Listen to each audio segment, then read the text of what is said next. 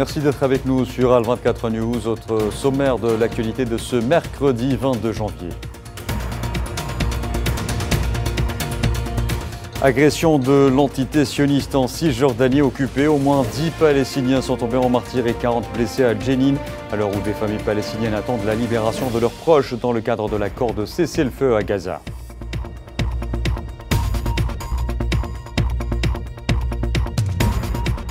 Le président algérien Abdelmadjid Tebboune signe un décret présidentiel portant convocation du corps électoral pour le 9 mars prochain en vue du renouvellement par moitié des membres élus du Conseil de la Nation.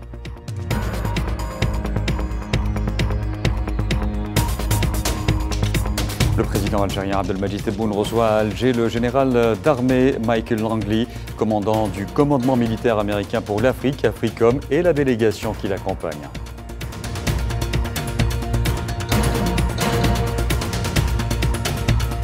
L'Algérie remet aux autorités espagnoles le ressortissant espagnol libéré Navarro Canada Joaquim, enlevé à la mi-janvier dans la zone frontalière algéro-malienne.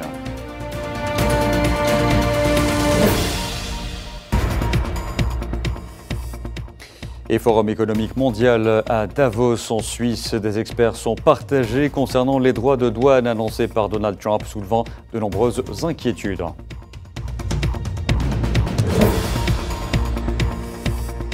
Bonsoir à tous. À l'heure où le cessez-le-feu dans la bande de Gaza est de plus en plus fragilisé par les violations quotidiennes des forces de l'entité sioniste, celles-ci ont poursuivi ce mercredi leur agression en Cisjordanie occupée pour le deuxième jour consécutif, notamment à Jenin. Cela intervient à l'heure où des familles à Ramallah attendent la libération des membres de leur famille dans le cadre de l'accord d'échange de prisonniers conclu entre le mouvement palestinien Hamas et l'entité sioniste. Je suis heureuse, c'est un sentiment indescriptible, mais la joie reste incomplète, car Islam et tous les prisonniers sont toujours détenus. Et même si Islam était avec eux, la joie des familles des prisonniers restera également incomplète, car il s'agit de nos jeunes et de nos fils. À mon avis, aucun foyer palestinien ne connaîtra la paix de l'esprit tant que toutes les prisons ne seront pas fermées et qu'il ne restera aucun prisonnier, homme ou femme. Cela fait 45 ans, j'ai 74 ans. Je rends visite soit plus de la moitié de ma vie depuis que mon fils Nasser avait 12 ans. La maison a été démolie 4 fois et ils l'ont fermée une fois, soit 5 fois, parce que pour eux, c'est la maison de leur mère. Cela m'attriste, mais je ne m'inflige pas pour les murs. Ma maison vaut-elle mieux que nos fils? Lorsque nous évoquons les 23 ans de peine de prison de mon mari Nasser, c'est comme s'ils avaient duré 23 000 ans. Les années ont été interminables et la souffrance immense. Notre maison a été démolie 3 fois. Nous avons traversé des jours extrêmement difficiles. Aujourd'hui, ces années de prison défilent devant mes yeux comme un rêve où chaque moment vécu semblait durer une éternité. Après 23 ans, le moment est enfin venu pour nous de trouver le repos et de retrouver une stabilité familiale. Et comme je vous le disais en titre hier, au moins 10 Palestiniens sont tombés en martyrs et 40 autres ont été blessés à Jenin, où les forces de l'occupation sioniste poursuivent leurs assauts contre cette ville pour le deuxième jour consécutif et où quelques 200 personnes sont retenues dans la cour d'un hôpital, selon le gouverneur de la ville.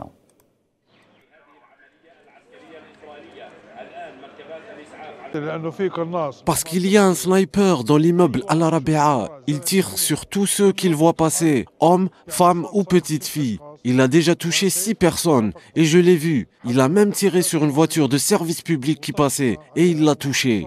Elle s'est étendue au camp et à l'extérieur, mais les forces sont positionnées dans la zone où je vis, c'est-à-dire dans les bâtiments Al-Malkiya, Al-Rayan et Al-Rabi'a. Une fois entrés, ils ont pris tout le monde pour cible. Il n'y avait pas de différence entre une équipe médicale, des civils ou des personnes dans la rue. Ils ont pris pour cible toutes les voitures. Les gens, ils les ont pris pour cible. Et il était évident qu'il s'agissait de civils. Et ajouté à cela, les forces de l'occupation sioniste ont arrêté au moins 25 Palestiniens dans plusieurs gouvernorats relevant de la Cisjordanie occupée. Parmi les personnes appréhendées figurent des anciens prisonniers. Les arrestations ont été menées dans les gouvernorats d'El Khalil, Beit Lahm, Ramallah, Jenin et Tulkarem. Et une Palestinienne souffrant d'une crise cardiaque est tombée en martyre après que les forces de l'occupation sioniste ont empêché hier son transfert à l'hôpital au nord-est d'El Khalil. Selon le ministère palestinien de la Santé, il s'agit d'Iman Mohamed Jaradat, âgé de 45 ans.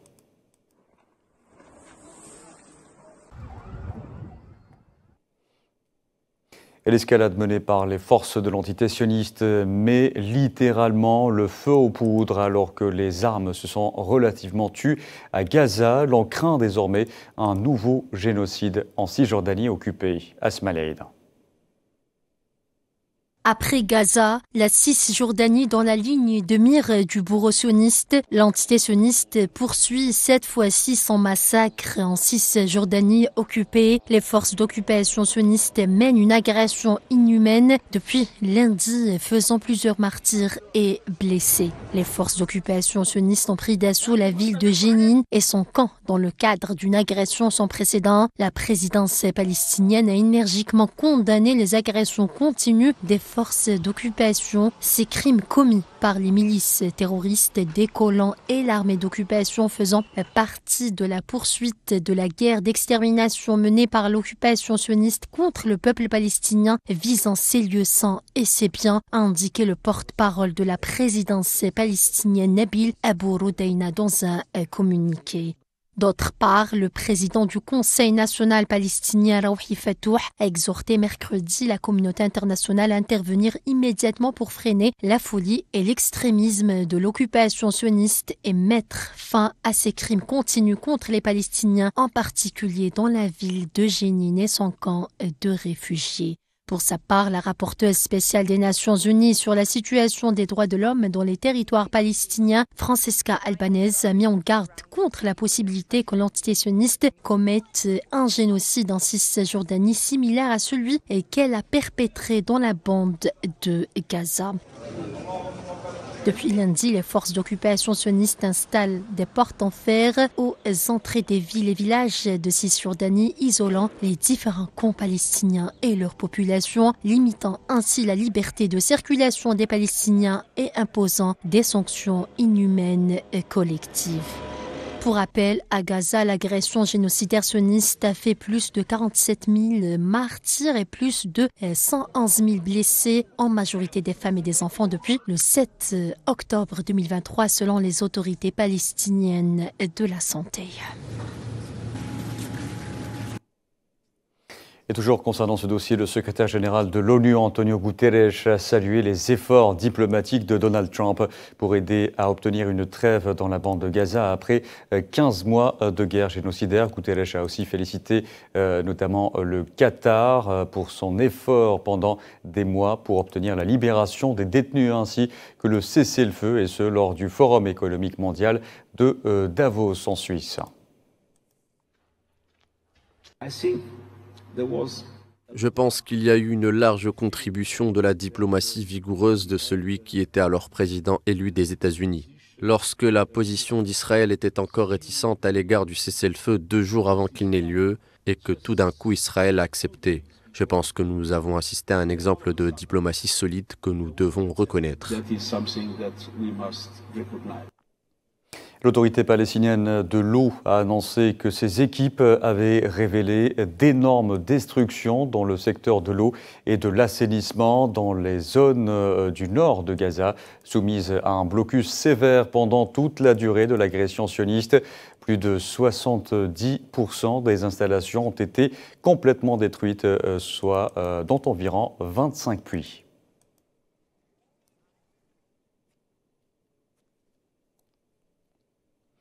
Et à noter également que le bilan de l'agression génocidaire sioniste contre la bande de Gaza s'est alourdi à 47 161 martyrs et 111 166 blessés depuis le 7 octobre 2023.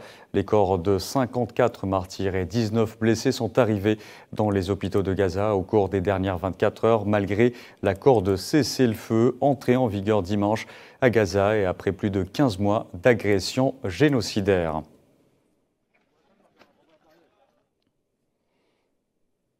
Dans l'actualité aussi au Liban, le Premier ministre désigné Nawaf Salam a affirmé que la formation du gouvernement avançait de manière constante et s'est engagé à mettre en place un cabinet de relance et de réforme, et ce après sa rencontre avec le président libanais Joseph Aoun.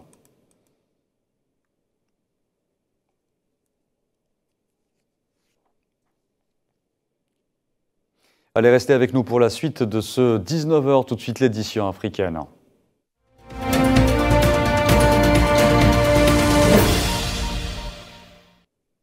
Je vous le disais en titre, le président algérien Abdelmadjid Tebboune a signé un décret présidentiel portant convocation du corps électoral le 9 mars prochain en vue du renouvellement par moitié des membres élus du Conseil de la Nation, et ce, en vertu des articles 91 alinéa 7, 121 et 122 alinéa 3 de la Constitution.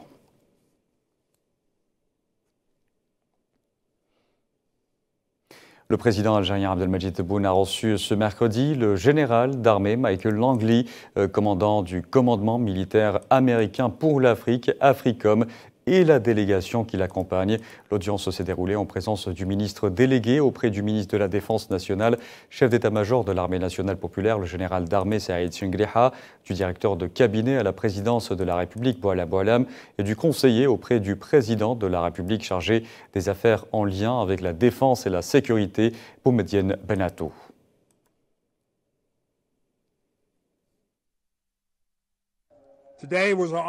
J'ai eu l'honneur de rencontrer le président Abdelmadjid Tebboune.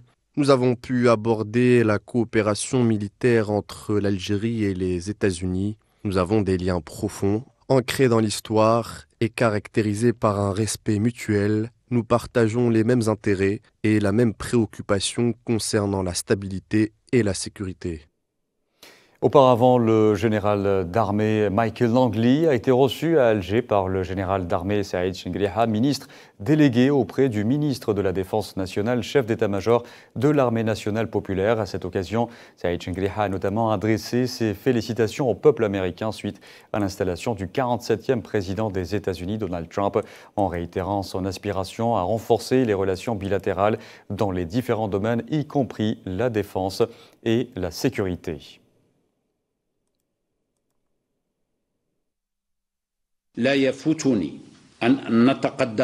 Je tiens à présenter à vous et au peuple américain ami mes félicitations les plus sincères suite à l'investiture du 47e président des États-Unis, car nous espérons renforcer les relations bilatérales dans divers domaines et plusieurs secteurs, y compris celui de la défense et de la sécurité. Je vous disais également en titre, l'Algérie a remis ce mercredi aux autorités espagnoles le ressortissant espagnol libéré Navarro Canada Joaquim, qui avait été enlevé mi-janvier dans la zone frontalière algéro-malienne. L'opération s'est déroulée au siège du ministère algérien des Affaires étrangères.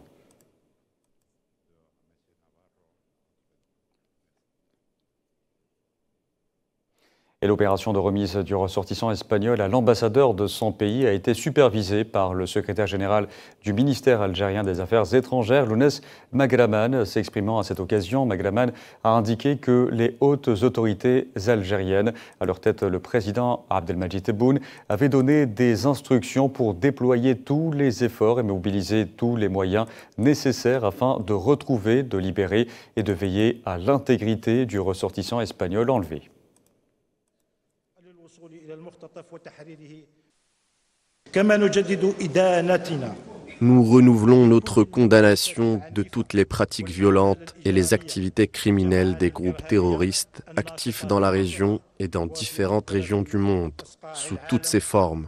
Une nouvelle fois, nous insistons sur la nécessité d'unir nos efforts, tous les moyens de lutte contre le terrorisme et toutes les pratiques qui constituent une source pour les financements des activités criminelles. Et le ressortissant espagnol libéré Navarro Canada Joaquim a adressé ses remerciements au président algérien Abdelmadjid Tebboune et à toutes les autorités algériennes pour avoir veillé à sa sécurité jusqu'à sa libération. Il a évoqué son soulagement après avoir vécu des moments difficiles. Monsieur le Président de la République, je tiens à remercier les autorités algériennes, en particulier le Monsieur le Président de la République, tous les amis de l'armée, de la police.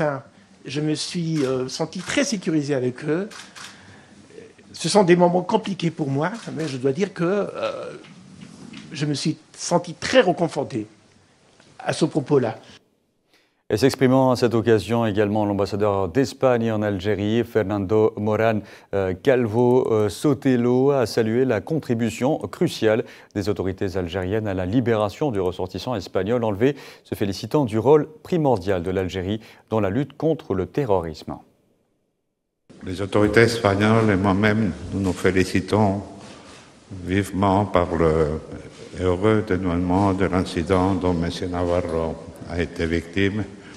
Et nous voudrions remercier vivement aussi les autorités algériennes par leur décisive contribution, action, toutes les mesures qu'elles ont prises pour obtenir ce dénouement. Ça montre encore une fois que pour l'Espagne, l'Algérie a un rôle prééminent dans la lutte contre le terrorisme et pour garantir la sécurité de nous tous.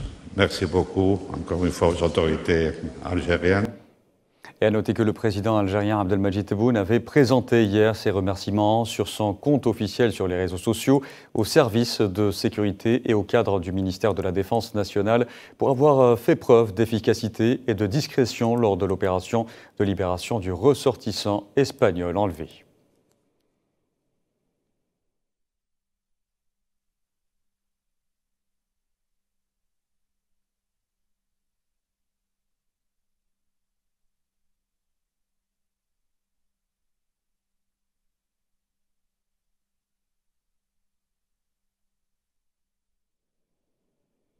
Et nous allons développer davantage ce sujet avec notre invité du soir tout de suite.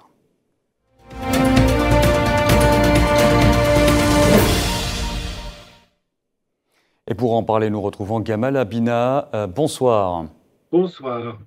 Alors vous êtes expert en questions internationales. Tout d'abord, Gamal Abina, comment la libération reflète-t-elle le rôle central de l'Algérie dans la lutte contre le terrorisme ? La centralité de l'Algérie dans le terrorisme, c'est d'abord la lutte contre des terrorismes internes. On se souvient de ce qui s'est passé dans les années 90, la décennie noire qui a quand même produit la mort de au moins une centaine de milliers de personnes ou plus. C'était un moment vraiment d'isolement de l'Algérie qui était ostracisée et dont on considérait que le pays était quasiment perdu et dont on imaginait qu'il y aurait un pouvoir alternatif qui prendrait les commandes. Et ils ont eu une expertise sur le terrain qui a duré longtemps, qui a été difficile, douloureuse, qui a conduit malheureusement à beaucoup de pertes humaines, mais qui a permis à l'Algérie d'améliorer ses compétences en matière de renseignement, de recherche, de traque et de dégradation, entre guillemets, de la relation de certains terroristes avec parfois des gens de la population. Donc ils ont fait en sorte effectivement d'endiguer ce phénomène et de le repousser à telle enseigne qu'il était repoussé jusqu'aux frontières. Donc c'est vrai que ces questions-là sont posées pendant 10 ans, ça a été réglé, à la fois par des négociations directes avec des personnes qui n'ont pas de sang dans les mains et qui pouvaient être réintégrées, la concorde civile dont on a entendu parler au début des années 2000, mais surtout la recherche et la traque systématique de ceux qui ont du sang dans les mains et qui continuent à porter les armes pour porter le coup de fer en Algérie. On a vu l'affaire du champion gazier d'In Amenas, où il y a eu effectivement une opération très puissante, mais que l'Algérie a su maîtriser de façon très forte et qui a conduit ces fameux terroristes à partir plus au sud, du côté du Mali ou d'autres régions du sud de l'Algérie. Et selon vous, Gamal Abina, quelle a été l'implication des autorités algériennes dans la médiation pour cet otage espagnol ? Alors, la tradition algérienne, c'est d'abord et avant toute chose une force militaire, on le sait, mais surtout une force de négociation.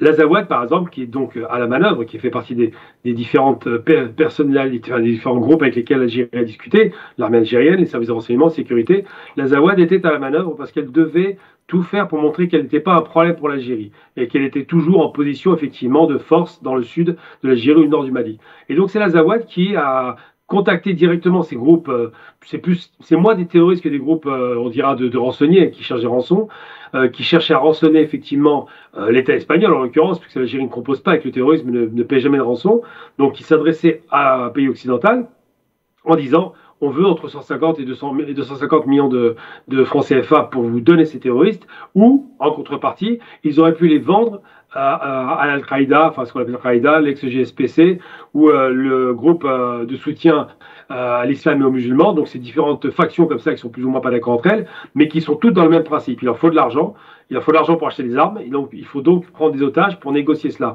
Eh bien l'Algérie a empêché cela, et c'est très bien, les Espagnols ont échappé à cette négociation de marchand de tapis, et a réussi, en négociant directement avec les Azawad, à récupérer cet otage, on peut le dire, c'est un otage, et à le redonner effectivement à son pays d'origine, l'Espagne. Et en quoi, selon vous, Gamal Abina, cette opération renforce-t-elle l'image de l'Algérie comme acteur incontournable sur la scène internationale? On sait que la fermeté militaire, on l'a vu avec l'opération qui s'était passée à N'Djamena, a été là, donc ça a déjà créé une sidération en face des terroristes qui voudraient maintenant s'attaquer au territoire national et prendre des otages de force comme ils ont voulu faire sur ce site gazier, ça n'est plus possible. Par contre, on sait aussi que l'Algérie a une expertise, et je l'ai dit souvent, diplomatique. C'est-à-dire qu'elle sait discuter avec des gens qui ne sont pas forcément fréquentables. On se souvient dans les années 70, par exemple, Carlos ou d'autres groupes palestiniens qui étaient radicaux. L'Algérie peut discuter avec tout le monde et le fait très bien. Et donc cette expertise qui renforce sa position, c'est à la fois une expertise de lutte contre le terrorisme, donc de lutte contre l'insurrection armée de certains groupes idéologiquement armés, par l'étranger, il faut le savoir, et l'autre expertise, c'est celle de la négociation.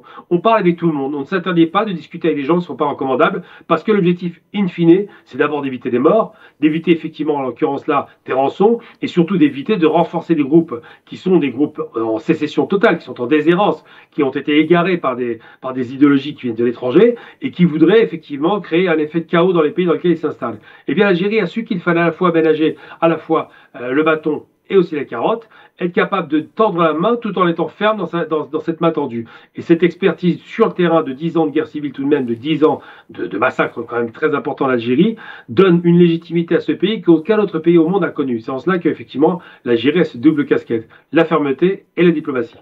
Et cela renvoie donc à une doctrine, Gamal Abina, comment la doctrine algérienne, notamment de non-ingérence, mais aussi d'assistance humanitaire, s'est-elle illustrée dans ce cas précis? Vous savez, plus d'une fois, l'Algérie a fait montre d'une certaine maestria dans la méthode. On prend l'exemple, par exemple, d'un avion qui avait été détourné à l'époque au Moyen-Orient. Cet avion a atterri en Algérie et tout s'est bien passé. Il y a effectivement c'est une plateforme un peu de diplomatie, de négociation, qui soit visible ou invisible. Alors, en l'occurrence, on voit bien que les Algériens ne parlent pas, agissent en sous-main, et une fois que le résultat est obtenu, finissent par parler et remercient d'abord effectivement les différents acteurs qui ont conduit à la libération, mais surtout montrent des gages auprès de l'Espagne, ce qui va évidemment, et c'était déjà nécessaire, mais c'est très bien parce que ça s'est amélioré ces derniers temps, augmenter la qualité de la relation franco-espagnole, algéro-espagnole, excusez-moi, j'ai une bêtise, c'est le contraire avec la France, augmenter la qualité de la relation algéro-espagnole et montrer effectivement à l'Espagne que nous sommes un pays crédible en termes de sécurité, en termes de sécurisation de ses ressortissants à l'étranger, en Algérie en particulier, et puis surtout, on est un pays pivot qui permet effectivement de lutter, de faire reculer le risque des rançons, le risque de la voyoucratie qui s'installe dans certaines régions, et surtout le risque de terrorisme qui serait alimenté par l'argent. Gamal Abina, vous avez évoqué d'autres épisodes de prise d'otages dans lesquels l'Algérie a joué un rôle primordial. Pourquoi l'Algérie est-elle souvent sollicitée pour des médiations dans des crises internationales? Alors certains ignorants s'imaginent que l'Algérie s'isole, ce qui est complètement ridicule. Vraiment, faut être un peu sérieux. L'Algérie est en froid avec 3 pays, la France, le Maroc évidemment et les sionistes. Les sionistes c'est normal puisque les sionistes ne reconnaissent pas les Palestiniens. Le Maroc pour des raisons historiques qu'on comprend aujourd'hui, et puis la France parce que c'est pareil, il y a un problème avec le passé colonial qui ne passe pas, mais l'Algérie n'est pas isolée du tout. Elle s'entend avec tout le monde à merveille, on voit bien, même dans le Sahel, quand il y a une petite tension avec le Mali, c'est une tension passagère, je pense que ça s'arrangera très rapidement, mais surtout, elle n'est pas isolée avec les grandes puissances. Elle s'entend parfaitement avec les États-Unis, votre documentaire en fait preuve, d'ailleurs, on reçoit les autorités américaines, tout comme on reçoit leurs militaires. Elle s'entend parfaitement avec la Russie, on l'a bien vu avec les derniers sommets. Elle s'entend parfaitement avec l'Iran, qui est un pays quand même qui n'a pas bonne presse dans le monde. Elle s'entend avec l'Inde, ça va de soi, avec la Chine, avec tous les grands acteurs. Je parle même pas en Afrique, avec les grands pays comme le Nigeria ou l'Égypte. Donc l'Algérie n'est en rupture avec personne. Pourquoi? Parce que le fait d'être un peu, alors c'est vraiment un non-alignement à des rares pays qui peut se vanter et se targuer d'avoir respecté le principe de Bandung, des non-alignés, l'Algérie est non-alignée. Elle ne cherche pas à avoir une alliance absolue avec la Russie contre l'Amérique et vice-versa. Elle est capable de dire à un Trump « Félicitations pour votre victoire », tout comme elle a félicité M. Poutine. Donc on est vraiment dans un pays qui est dans une position d'équidistance par rapport aux grandes puissances et qui sait gérer ses relations à l'Est comme à l'Ouest. Et en même temps, l'Algérie, c'est un pays qui a, je le disais tout à l'heure, une grande tradition diplomatique. On lui fait confiance. Elle a résolu des problèmes qui étaient insolvables. Les otages, par exemple, la prise d'otages des Américains à l'ambassade d'Amérique en Iran, c'est l'Algérie qui a résolu le problème. La question, effectivement, on l'a dit souvent, entre l'Iran et l'Irak, à l'époque où Saddam Hussein a négocié directement à Alger avec le Shah d'Iran pour éviter cette malheureuse guerre qui arrivera plus tard avec le Châtel arabe, donc du sud de l'Irak et de l'Iran. Et surtout, l'Algérie a su montrer, par exemple, par un travail de bons offices, la question palestinienne, on le sait aujourd'hui, à l'époque, l'Érythrée et l'Éthiopie, qu'elle est capable de rapprocher les points de vue de deux formations, de deux adversaires ou ennemis complètement antagonistes. Cela est-il peut-être dû, Gamal Abina, au principe de non-alignement prôné par l'Algérie? C'est exactement cela. L'Algérie a une position équidistante. Elle n'est pas du tout, elle ne dit pas, par exemple, je suis en guerre avec les États-Unis ou frontalement opposé aux États-Unis. Elle ne le dit pas non plus des Russes, ça va de soi. Elle n'a jamais été en froid avec la Chine, loin s'en faut. C'est un des premiers pays à avoir reconnu la République de Chine. Donc l'Algérie a su effectivement ménager, pas des alliances, mais des relations, de bonnes relations avec des grandes nations, parce qu'elle sait que dans un monde intégré, dans un monde où il y a des rapports de force qui bougent, eh bien, il faut toujours avoir l'intelligence de se positionner de façon médiane, de façon raisonnée. Et c'est l'image qu'envoie l'Algérie.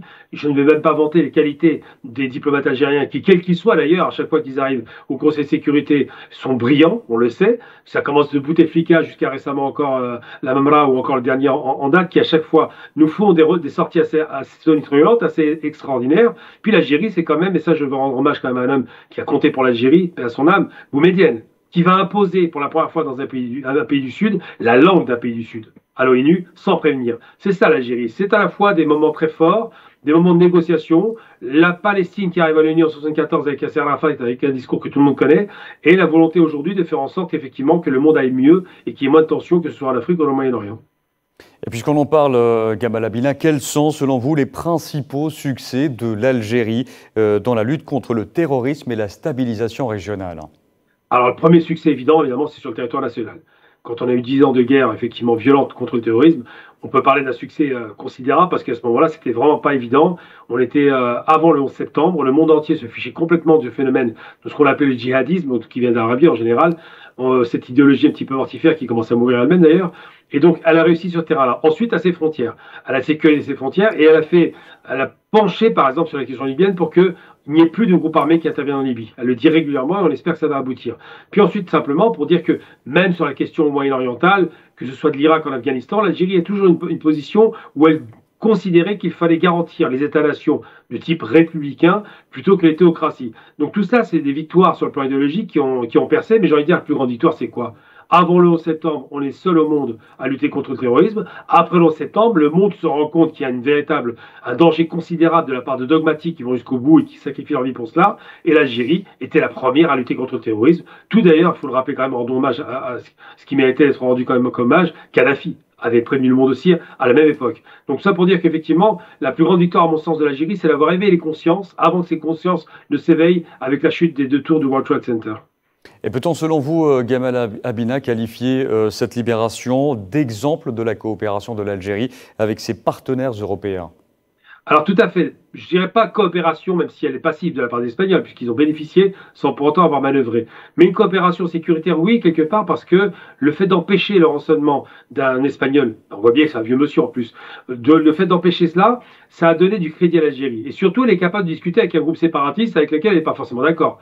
Le mouvement de l'Azawad, c'est pas forcément notre tasse de thé, puisqu'il revendique le nord du Mali, mais aussi le sud de l'Algérie. Donc, elle l'a quand même fait parce que l'intérêt supérieur de la nation, et surtout le fait de sauvegarder une vie, a compté par rapport aux relations avec l'Espagne et l'Algérie. Donc c'est vrai que cette médiation s'est faite sur la base je sais presque envie de dire d'adversaires qui ne sont pas forcément d'accord avec nous, mais qui ont compris l'intérêt effectivement de préserver la relation avec l'Algérie. Donc ça permet de calmer les tensions et ça donne du crédit effectivement à la diplomatie algérienne, parce que là il n'y a pas eu d'armes, il n'y a pas eu de coup de feu, on n'a pas tiré pour libérer cet otage, on l'a libéré en négociant directement et sans rançon, c'est important de le rappeler. Il y a certainement derrière un sous-jacent qui va arriver, peut-être que l'Algérie va appuyer la paix au Mali avec l'Azawad, enfin, ce qu'on appelle l'Azawad, donc c'est les Touaregs pour être très précis, faire en sorte qu'ils réintègrent leur pays normal qui est le Mali, et surtout faire en sorte qu'il n'y ait plus ces tensions régionales qui ne profitent à personne et certainement pas à l'Algérie. Et dans une conjoncture mondiale, Gamal Abina, où la force règne, quels enseignements tire-t-on de la capacité de l'Algérie à résoudre pacifiquement des crises internationales ? Vous savez, la question des otages iraniens en 80, quand d'ailleurs ça fait chuter le gouvernement de Carter, les otages iraniens, les otages américains dans l'ambassade d'Iran pris par les étudiants, c'était insoluble, ça a duré 1 an tout de même. Ils ont fini par être libérés parce que d'abord il y a eu une négociation directe et que finalement le tout s'est fait sous l'égide indirecte et directe de l'Algérie. Indirect parce qu'évidemment les Iraniens faisaient ce qu'ils voulaient, et direct parce que les Iraniens finalement avaient une bonne relation avec l'Algérie qui n'a jamais été en rupture. Donc, toutes ces négociations, Carlos, le détournement de l'avion, même récemment avec les Palestiniens, parce que l'Algérie n'est pas directement à la manœuvre, mais sur l'ONU, elle est présente. L'Afrique du Sud a suivi effectivement une ligne algérienne, on ne peut pas le perdre de vue. Il y a beaucoup que ça énerve parce qu'ils ont l'impression que l'Algérie ne fait rien, mais c'est un mensonge. Eh bien, toutes ces négociations démontrent que la parole vaut mieux que la violence, et effectivement l'Algérie explique, et c'est là où il y a une magistrat par rapport à la question diplomatique, l'Algérie explique qu'il vaut mieux négocier plutôt que de frapper. Frapper, c'est vraiment quand on est coincé. Mais si on peut négocier avant pour éviter effectivement des drames, des bains de sang, une destruction d'un pays, eh bien mieux vaut arriver par la négociation à trouver un terrain d'entente. Mieux vaut négocier pour libérer un otage. On le voit libéré, vous voyez qu'il sort d'un avion algérien en bon état et pas trop traumatisé malgré tout, plutôt que tirer pour l'attraper. Parce que là, effectivement, la violence mène toujours à la violence. Dernière question, Gamal Abina, cette libération de ce ressortissant espagnol pourrait-elle avoir un quelconque impact sur les relations algéro-espagnoles ? Je disais tout à l'heure, effectivement, la relation algéro-espagnole s'est déjà améliorée avant même cette libération. Mais là, ça a démontré à Pedro Sanchez qu'effectivement, il faut compter avec l'Algérie, non seulement pour des questions évidemment énergétiques, d'échanges économiques, mais il faut aussi compter avec l'Algérie pour des questions de sécurisation des frontières. Parce que si l'Algérie est stabilisée, ça profitera aux pays de la région qui vont se stabiliser, et il y a une nécessité impérieuse pour que l'Afrique du Nord, au sens large, que ce soit du Nord maghrébin ou subsaharien, cette Afrique à laquelle on tient tous, soit stabilisée. Pas de sécurité. Donc, s'il n'y a pas de sécurité, il n'y a pas d'économie. Et s'il n'y a pas d'économie, il y a de la sécurité. Donc, c'est un cercle vicieux qui se met en place. L'Algérie est plutôt partisane d'un cercle vertueux.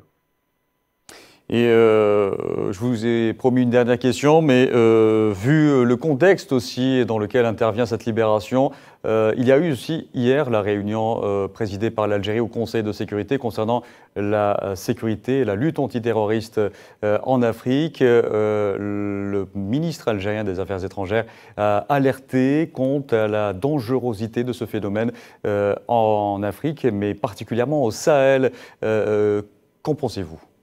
Simplement que là où il y a la misère, là où il y a le désespoir, là où on n'a plus rien à perdre, les sirènes du paradis offert par certains illuminés sont assez séduisantes. Quand on vous dit ici vous êtes maltraité, mais dans l'au-delà vous serez merveilleusement bien placé, eh bien les gens sont capables d'entendre ça s'ils ont le ventre vide. Et donc l'Algérie est partisane de deux choses. D'abord, de dégrader cette idée fantasmée d'un islam qui serait djihadiste, parce que c'est complètement délirant, et en même temps elle dit qu'il faut apporter un minimum de moyens de survie ou de vie, ou même de vie digne, pour faire en sorte que ces gens aient quelque chose à perdre plutôt que de se lancer dans des aventures qui vont leur coûter la vie très souvent. Donc c'est l'idée algérienne de mettre de l'argent sur la table, de développer l'investissement productif, de développer la sécurité pour pouvoir investir, parce que effectivement, si on n'arrive pas à créer les conditions de vie normales et dignes dans ces régions-là qui sont fragiles économiquement, vous le savez, eh bien ces régions-là risquent de se dégrader, risquent d'aller vers le pire. Donc le chaos étant la pire des choses, l'Algérie est partisane plutôt d'une construction sur la durée, il faut du temps, ça se fait pas en un laps de temps très court, mais le temps d'investir, de développer des conditions économiques favorables, ces pays pourront sortir enfin de l'ornière, parce que ce sont des pays qui potentiellement sont très riches en vérité. Donc selon vous, tarir d'abord les sources de financement du terrorisme et promouvoir le développement dans ces pays ? Tout à fait. Assécher le source de financement, assécher l'idéologie, c'est important de rappeler que ces gens-là sont quand même des ratés. Ils ont tout raté dans leur combat, si ce n'est la mort qu'ils disséminent. Et surtout, alimenter la machine économique pour que des jeunes qui sont désœuvrés ne soient plus désœuvrés. Le désœuvrement, l'oisiveté, le fait de tenir les murs comme les Hittites dans les années 80, eh bien, ça conduit à faire n'importe quoi parce que le cerveau ne fonctionne plus normalement. Il fonctionne dans la rancœur, dans la frustration, dans une sorte d'esprit revanchard. Tout cela doit être tari. Donc, assécher le financement, assécher l'idéologie et alimenter la machine économique pour des gens avec quelque chose à perdre. Kamala Binaj, merci d'avoir répondu à nos questions. Je rappelle que vous êtes expert en questions internationales. Merci, au revoir. Merci beaucoup. Dans le reste de l'actualité de ce mercredi, en qualité d'envoyé spécial du président algérien Abdelmadjid Tebboune, le ministre de la Santé Abdelhak Saihi est arrivé ce mercredi à Victoria, aux Seychelles. En marge de sa visite, Saihi a rencontré le ministre séchellois des Affaires étrangères, Sylvestre Radégonde. La rencontre a été l'occasion d'échanger les vues sur les moyens de renforcer la coopération entre les deux pays dans différents domaines d'intérêt commun. Les deux parties ont également discuté des perspectives de la coopération bilatérale, notamment en matière de tourisme, de formation professionnelle, d'enseignement supérieur, d'industrie et d'agriculture. Les deux ministres ont également évoqué le développement des relations bilatérales, notamment à la lumière des positions communes des deux pays au niveau africain et international. En qualité également d'envoyé spécial du président algérien Abdelmadjid Tebboune, le ministre de la Communication Mohamed Meziane a été reçu à Messerou, Lesotho, par le Premier ministre Sam Matekane. Lors de cette rencontre, Meziane a remis au Premier ministre du Royaume du Lesotho une lettre manuscrite du président algérien lui exprimant ses aspirations à renforcer la coopération bilatérale et d'ouvrir de nouvelles perspectives de partenariat en vue de promouvoir les intérêts communs des deux pays.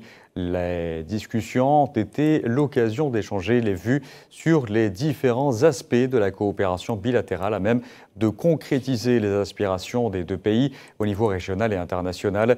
La rencontre a également été une opportunité pour aborder les défis et les questions majeures inscrites à l'ordre du jour de l'Union africaine.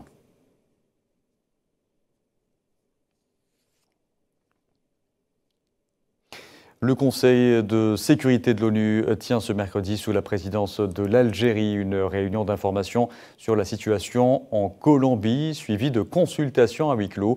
La Colombie, qui participera à la réunion, sera représentée par son ministre des Affaires étrangères, Luis Gilberto Murillo Urrutia.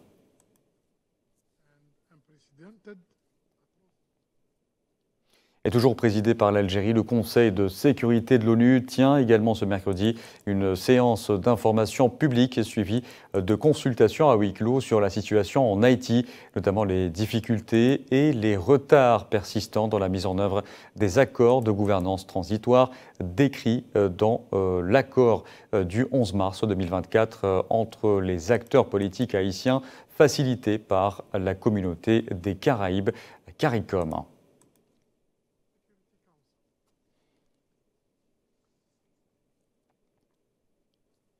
Et depuis le temps des luttes contre l'esclavagisme aux luttes contre le colonialisme et le néocolonialisme, l'assassinat ciblé a été utilisé comme moyen de taire les luttes légitimes.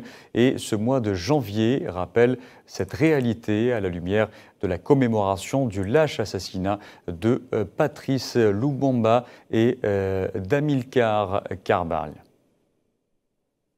Walter Rodney, Robben Omniobé, Félix Moumier, Barthélemy Boganda, Mehdi Menbarka, Mohamed Boudia, Malcolm X. Et la liste reste encore longue, tous victimes d'un même serial killer, à savoir l'impérialisme blanc, qui a fait de l'assassinat ciblé l'arme immortelle pour maintenir son hégémonie sur le tiers-monde.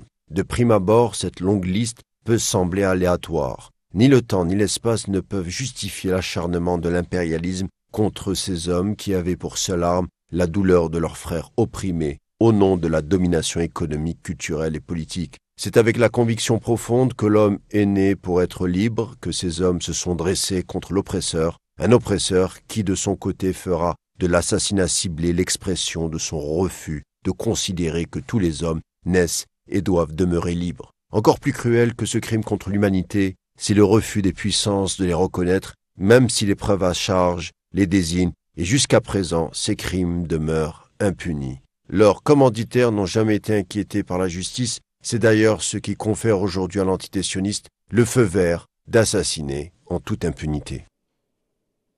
Toujours dans l'actualité africaine, le Conseil constitutionnel tchadien confirmait la victoire du parti au pouvoir, le mouvement patriotique du salut, en annonçant les résultats définitifs des élections législatives de décembre, les premières organisées dans le pays depuis 2011.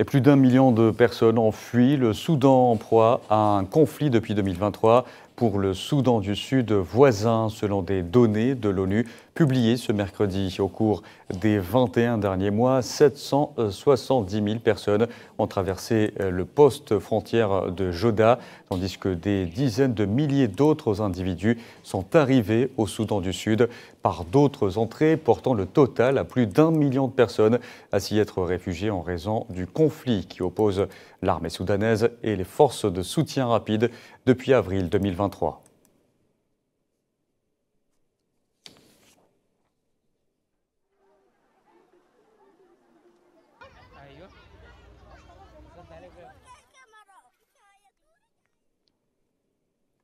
L'actualité en Afrique, c'est aussi l'armée congolaise qui a reconnu une percée du M23 dans l'est de la République démocratique du Congo. Le groupe armé qui combat le gouvernement s'emparant de Minova, nœud commercial ravitaillant Goma. Depuis des mois, la localité de quelques 65 000 habitants dans la province du Sud Kivu craignait une offensive des combattants du M23.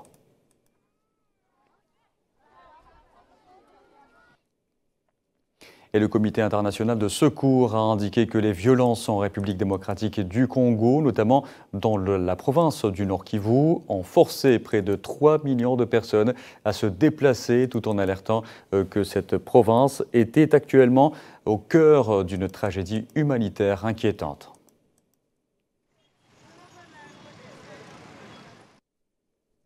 Les Nations Unies vont lancer cette semaine un appel de fonds de 910 millions de dollars pour aider à faire face à la crise humanitaire dans le nord-est du Nigeria. Des documents de l'ONU montrent que 7,8 millions de personnes ont besoin d'aide dans les 3 États du nord-est d'Adamawa, de Borno et de Yobe. Et l'ONU vise à aider 3,6 millions d'entre elles.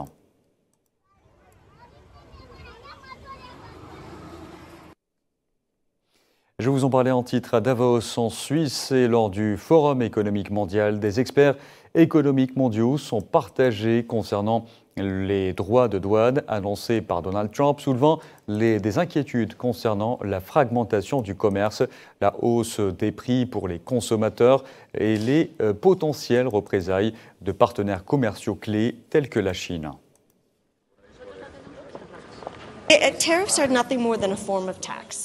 Les tarifs ne sont rien d'autre qu'une forme de taxe et actuellement ce sont des taxes sur l'accès aux consommateurs américains. Seront-ils efficaces? Je ne les éliminerai pas. Cela dépend de ce que nous entendons par efficace. Est-ce que cela freine l'accès? Est-ce que cela crée plus de compétitivité aux États-Unis? Je pense que c'est flou, mais je serai restreinte à les écarter complètement en tant que politique, car encore une fois, cela dépend du produit et de la manière dont ils sont mis en œuvre.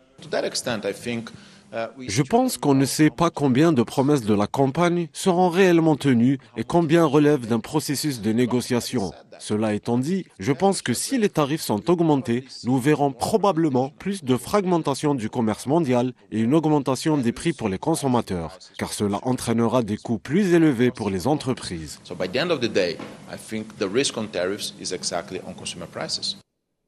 Et lors d'un appel au Forum économique mondial de Davos, le président du Panama, José Raúl Mulino, a réaffirmé que le canal de Panama resterait panaméen après que le président américain Donald Trump a juré de le reprendre lors de son discours d'investiture. País a quien aprecio y quiero mucho, pero porque el canal de Panamá es de Panamá y seguirá siendo de Panamá. Le canal de Panama appartient au Panama et continuera d'appartenir au Panama. Le canal de Panama n'a pas été une concession ou un cadeau des États-Unis.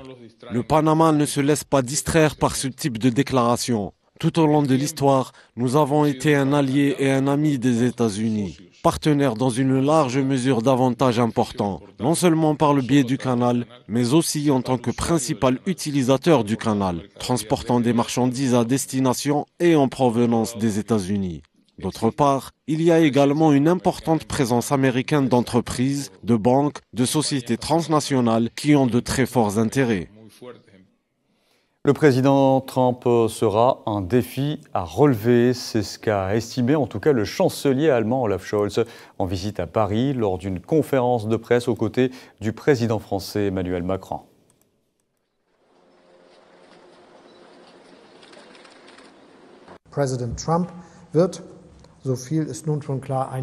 Le président Trump sera, on le sait déjà, un défi. L'Europe et les États-Unis sont liés par une longue histoire d'amitié et de partenariat. C'est sur cette base solide que nous nous appuyons. Le président Trump a déjà pris une série de décisions et les a annoncées. Nous allons bien entendu les analyser en détail avec nos partenaires européens. Notre position est claire à cet égard. L'Europe est un grand espace économique comptant quelques 450 millions de citoyens. Nous sommes forts, nous sommes unis. L'Europe ne va pas se baisser et se cacher, mais être un partenariat constructif et sûr de lui. Et concernant cette fois-ci le conflit ukrainien, Volodymyr Zelensky est de nouveau monté au créneau. Le président ukrainien a exigé cette fois-ci une intervention des troupes européennes sur le sol ukrainien. Safouane Ben Sabri. Zelensky met les pieds dans le plat. Le président ukrainien demande tout simplement l'envoi de troupes européennes sur le front pour faire face aux troupes russes. Volodymyr Zelensky a estimé qu'au minimum 200 000 soldats européens devaient être déployés pour garantir la sécurité de l'Ukraine en cas d'une trêve avec la Russie. 200,000, it's a minimum. De tous les pays européens, 200 000 hommes, c'est le minimum. C'est un minimum. Sinon, ça ne vaut rien. Sinon, c'est bon. Si Trump est prêt à voir l'Ukraine rejoindre l'OTAN, nous y serons. Tous les membres y seront favorables. Si le président Trump n'est pas prêt à nous voir dans l'OTAN, nous n'y serons pas. En plus de l'envoi de troupes sur le sol, une ligne rouge pour la quasi-totalité des pays européens. Zelensky exige que ces pays devraient prendre en charge l'entretien des forces armées ukrainiennes, une armée d'1 million d'hommes. Les déclarations de Zelensky interviennent dans un contexte international particulier, coïncidant avec l'investiture de Donald Trump, une arrivée au pouvoir qui crée des attentes de la part de tous les pays belligérants. Le nouveau président américain ne s'est pas encore clairement exprimé sur l'intégration de l'Ukraine dans l'OTAN. Toutefois, il a exprimé à plusieurs reprises son souhait de rencontrer son homologue russe Vladimir Poutine, affirmant que cela pourrait arriver très bientôt. Et Donald Trump a promis aussi de déporter des millions d'immigrés illégaux. En réaction, le président vénézuélien Nicolás Maduro a invité les exilés vénézuéliens à rentrer au pays. Neila et Hamouda. Une annonce controversée a récemment secoué les médias américains et internationaux. Dès son investiture, Donald Trump, le président américain, a déclaré l'état d'urgence à la frontière mexicaine et désactivé l'application qui permet de prendre un rendez-vous avec les services d'immigration, affirmant vouloir accélérer le processus d'expulsion des millions de migrants en situation irrégulière. Pendant ce temps, Nicolás Maduro, le président du Venezuela, en profite pour inviter les exilés à revenir au pays. Lors d'une allocution télévisée, Maduro a déclaré que les migrants qui reviendraient dans leur pays récupéreraient beaucoup de choses, leur respect en tant qu'êtres humains, mais aussi leur droit de venir faire la fête avec leur famille, leurs amis. Ces déclarations illustrent deux approches opposées. Trump cherche à concrétiser ses promesses de campagne en durcissant les lois migratoires, tandis que Maduro tente de récupérer ses ressortissants qui restent les principales victimes de la politique migratoire de Trump. Les sans-papiers mexicains, en grande partie, vivent dans l'incertitude et la crainte d'une expulsion arbitraire. Quant aux exilés vénézuéliens, beaucoup hésitent à répondre à l'appel de Maduro en raison des difficultés économiques que traverse le pays. Dans l'actualité également, l'ancien président du Salvador, Mauricio Funes, est décédé à l'âge de 65 ans, Nicaragua, où il s'était réfugié pour échapper à la justice de son pays. Celui qui fut le premier président de gauche du Salvador entre 2009 et 2014 a succombé à une grave maladie chronique selon le ministère de la Santé du Nicaragua.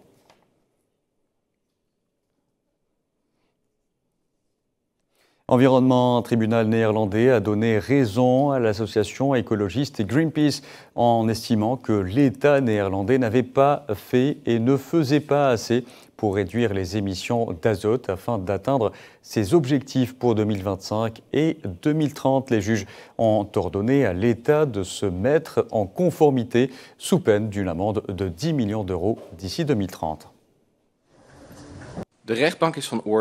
Le tribunal estime que Greenpeace a présenté des preuves scientifiques suffisantes pour démontrer que les dépôts d'azote dans presque toutes les zones Natura 2000 étaient une cause importante de la détérioration de ces zones, et que cette détérioration est en partie due aux précipitations d'azote pendant la période où l'État devait empêcher la détérioration de ces zones. Une étrange découverte en Grèce soulève de nombreuses questions. Un citoyen grec a retrouvé une statue dans un sac en plastique noir près de poubelles dans une rue de la région de Thessalonique, une ville portuaire de la mer Égée. Il l'a amené à la police qui a annoncé ouvrir une enquête ce mercredi.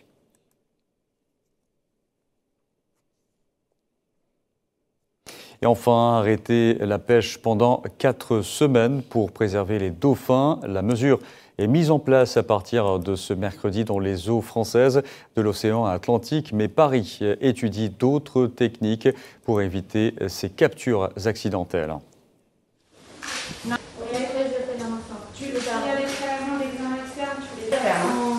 En fait, cette fermeture, elle a eu lieu parce que depuis maintenant un certain nombre d'années, on a des niveaux d'échouage extrêmement élevés, des échouages de dauphins communs qui surviennent surtout en hiver.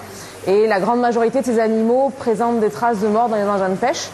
Et donc, suite à une procédure d'infraction de la Commission européenne envers la France et des actions menées par les ONG, l'État français et le Conseil d'État ont abouti à un plan de fermeture de certains engins de pêche les plus à risque du 22 janvier au 20 février 2024, 25 et 26. Voilà, et on arrive à la fin de ce journal. Merci à vous de l'avoir suivi. Vous pouvez revoir ce programme sur le site d'Al24 News à travers nos différentes plateformes en scannant le QR code qui s'affiche en bas de votre écran. Excellente fin de soirée.